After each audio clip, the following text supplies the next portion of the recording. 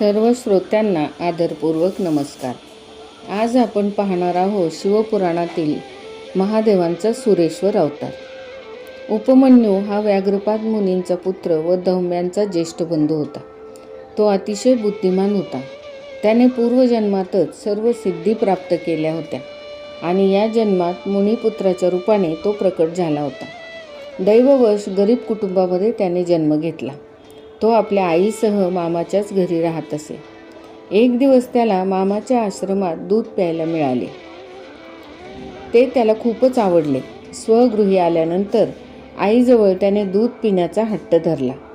आता त्याचा हट्ट पूर्ण करण्यासाठी दूध तर नव्हते, म्हणून तिने त्याची समजूत काढण्याचा खूप प्रयत्न केला, पण त्याने आपला हट्ट काही सोडला नाही. काय करावे तिला मोठा प्रश्न पडला. आपण आपल्या मुलाला दूधही पाजू शकत नाही याचे तिला फार वाईट वाटले. शेवटी तिने पाण्यात पीठ कालवले आणि ते पांढरे पाणी दूध म्हणून त्यास प्यायला दिले. पण ते दूध नाही हे कळल्यावर तो मोठमोठ्याने रडू लागला. तिने त्याचे डोळे पुसले व म्हणाली, बाळा, आपण वनात राहतो, येथे दूध कोठून मिळणार? भगवान शिवजींच्या कृपेशिवाय दूध प्यायला मिळत नाही असे ती सहजच बोलून गेली. आणि हे ऐकून उपमन्यू म्हणाला, आई, जर भगवान शंकर हेच सर्व काही देणारे व कल्याण करणारे असतील तर मी त्यांची आराधना करून त्यांना प्रसन्न करून घेतो. आता तू दुःख करू नकोस, मला तपश्चर्येला जाण्यासाठी आज्ञा दे. त्याचा निर्धार पाहून मातेला मोठे कौतुक वाटले, परंतु तो खरंच तपश्चर्येसाठी जाईल याची मात्र तिला खात्री नव्हती. त्याने तिला नमस्कार केला व हिमालयामध्ये शंकरांना आवाहन करून तपश्चर्या त्याने सुरुवात केली. तो नित्यनेमाने वनात जाऊन फुले पत्रे आणत असे आणि शिवपार्वतीचे पूजन करत असे. अशा प्रकारे त्याची तपश्चर्या सुरू झाली. उपमन्यूच्या तपश्चर्येच्या तेजाने चराचरातील प्राणीमात्रांसह त्रिभुवन संतप्त झाले. तेव्हा विष्णू आणि सर्व देवांनी मिळून शिवप्रभूंची भेट घेतली आणि उपमन्यूला तपश्चर्येपासून परावृत्त करण्याची विनंती केली.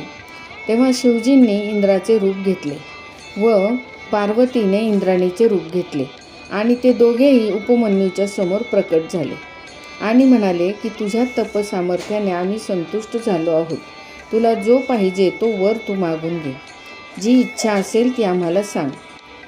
उपमन्यूने शांतपणे इंद्र आणि इंद्राणीकडे पाहिले आणि नमस्कार करून तो म्हणाला की फक्त मला असा आशीर्वाद द्या की माझी शिवभक्ती वृद्धिंगत होईल. त्यावर शिवरूपी इंद्रांनी शिवांची निंदा त्या उपमन्यूसमोर करण्यास सुरुवात केली. त्यावेळेस आपल्या आराध्य देवताची निंदा ऐकून त्याला खूप राग आला. शिवचरणांचे स्मरण करून तो म्हणाला की देवराज, तुम्ही त्रिदेवांना उत्पन्न करणाऱ्या आणि प्रकृतीच्या पलीकडे असणाऱ्या रुद्रदेवांना ओळखत नाही आणि तुम्ही माझ्यासमोर त्यांची निंदा करत आहात. खरे तर त्यांच्याहून श्रेष्ठ कोणीच नाही आणि म्हणून तुम्ही माझ्यासमोर निंदा केली आणि पूर्वजन्मीच्या माझ्या पापाचे फळ आहे की मी शिवनिंदा ऐकली. म्हणून आता मी एक काम करतो की माझी जगण्याची इच्छाच राहिलेली नाही, तसेच माझी दूध पिण्याची इच्छा देखील तशीच राहिली तरी चालेल, परंतु मी आता तुम्हाला मारून अग्निप्रवेश करणार हे मात्र निश्चित.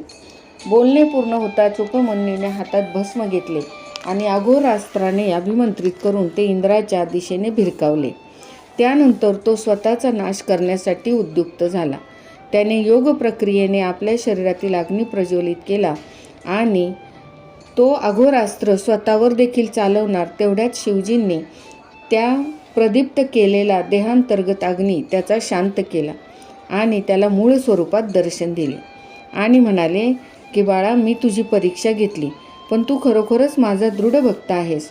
तुला तुझ्या इच्छेप्रमाणे हवे ते भोज्य पदार्थ मिळतील, त्यांचा आपल्या भाऊबंधांसमवेत तू उपभोग घे. अशा प्रकारे भगवान महादेवांनी उपमन्यूची ही इच्छा पूर्ण केली. त्याला आपला पुत्र मानले. दूध, दही, तूप, मध, मिष्टान्ने तसेच भक्ष्य भोज्य पदार्थाचे समुद्रच जणू काही त्यांनी त्यास बक्षीस दिले होते. त्याला पार्वतीच्या स्वाधीन करून महादेव म्हणाले, हा तुझा पुत्र आहे असे म्हणून तिच्याकडे सोपवले. तिने मोठ्या वात्सल्याने उपमन्यूला जवळ घेतले, त्याच्या मस्तकावर आपला वरदहस्त ठेवला आणि त्याला अक्षय कुमार पद बहाल केले. एवढे देऊनही शिवजींचे समाधान झाले नाही. त्यांनी त्यांच्यासमोर अक्षरशः क्षीरसागरच प्रस्तुत केला.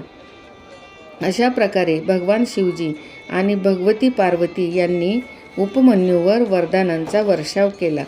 अशी आहे उपमन्यूची कथा. आणि या उपमन्यूच्या उद्धारासाठी शिवजींनी जो अवतार घेतला त्या अवतारालाच सुरेश्वर अवतार म्हणून ओळखले जाते.